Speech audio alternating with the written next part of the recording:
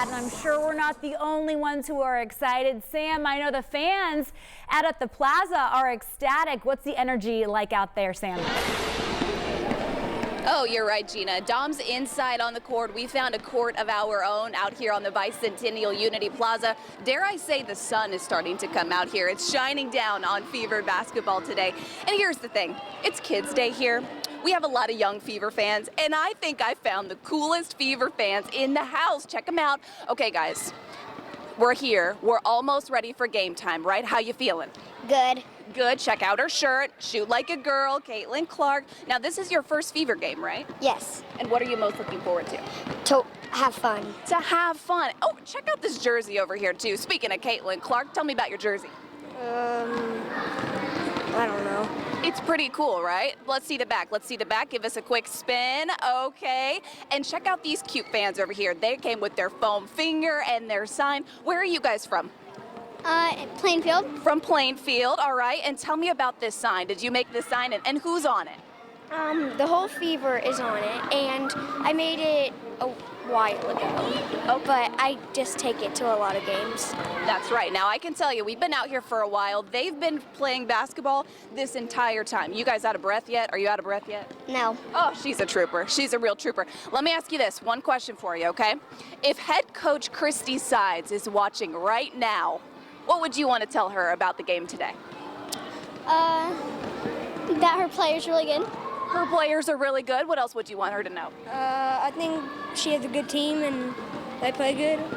She has a good team and they play good, guys. That's the most important. So here's the deal. If you're downtown, maybe convince Mr. Bossman to let you take a lunch break. Come down to the Fever game because tickets are still available. Gina, we are so excited. We expect even more fans and kids to come in the next hour. So get down here if you can. Hey, Sam, yeah, I think there's a cough maybe coming on. Take a little lunch break there. Matt, you're over at Bicentennial Unity Plaza, and, we were out there earlier. We had all that rain, that mist. How's it looking right now? Hey Gina, it feels a lot better out here right now. The sun is just about to come out. It's about to clear this cloud and we're starting to see our shadows just a little bit more.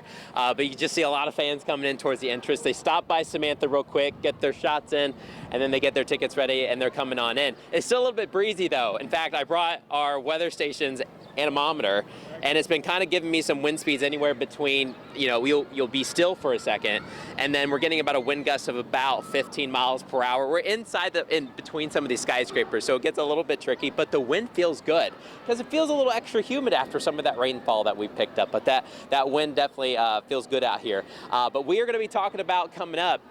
I've been looking at some stats because Dom didn't give you all the stats that you guys need. I've been looking at some weather stats, all the home games that we've had, what kind of weather we've had, and what's been the result with some of that weather. So coming up, we'll talk a little bit more about that. We'll go through some of the numbers, but it feels great here in downtown. The wind feels great. I know for some parts of Indiana, the wind is pretty crazy. So we have meteorologist Sean Ash. He's in the house. He's been taking a look at a lot of things going on after Beryl. Sean, what can you tell us? What we're seeing and what can we expect the rest of the day? Yeah, the clouds are kind of peeling away a bit, Matt, from west to east as we look down the stretch here at Motor Speedway, and you can see the flags. Those things are getting whipped around big time because of the gradient wind field around Beryl. As we look south down Meridian, and we're starting to see a little bit more blue sky here.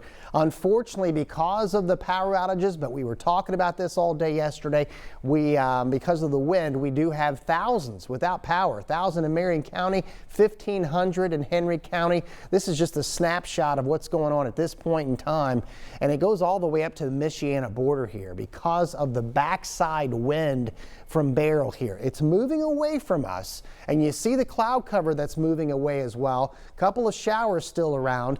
Low 70s now. Wind gust at this hour 30 to 35, down from 40 to near 50. So for those going to the game and heading home, it is going to be a brightening sky, still breezy, but it should be a comfortable afternoon. Gina, in the 70s. Thank you, Sean. And WTHR is your local TV home of the Fever. We'll be getting you ready for today's Fever game all day. We're covering everything from that weather, what it'll look like as fans go to Gainbridge, come out of Gainbridge, and as well as their reaction. So you can catch the Fever game starting at noon right here on Channel 13. In other news this morning, we have an update for you. 3 Indianapolis children who were reported missing have been found safe in Texas. The parents of those children are now in custody after an hours-long standoff with police. Court documents show the Terrells lost custody of their 3 children last year over allegations of medical neglect and malnourishment. The children's grandfather had custody of the children since April. The Department of Child Services allowed the parents to visit with the children on the 4th of July, and they were at Famous Dave's when the grandfather went to the bathroom. The parents took off with the kids. Police issued a silver alert saying the kids were in danger. Investigators later found the family at a hotel in Texas where they finally surrendered peacefully. Everyone seemed to have been walking out of the hotel, so there didn't seem to appear to be any injuries. However, that's why we're getting the medical professionals to get a better look at them just to make sure. Now, police here in Indy were concerned because the parents took the children without their medication. Willie and Jessica Terrell are being held now in the Frio County Jail. Right now, we are working to learn more about a boy found in Mooresville 2 years after he disappeared. State police say they found Stephen Bryan with his mother in Bloomington, about 35 miles from where he had been taken. And this afternoon, we know Stephen is okay and is with the Department of Child Services. The chief of police tells 13 News they do not believe Stephen was being abused or neglected by his mom. Stephen was just 3 years old when he was taken. Stephen's mom, Deborah, is accused of taking Stephen back in July of 2022. A silver alert was later issued for him and Deborah's boyfriend, Caleb Blevins, a month later.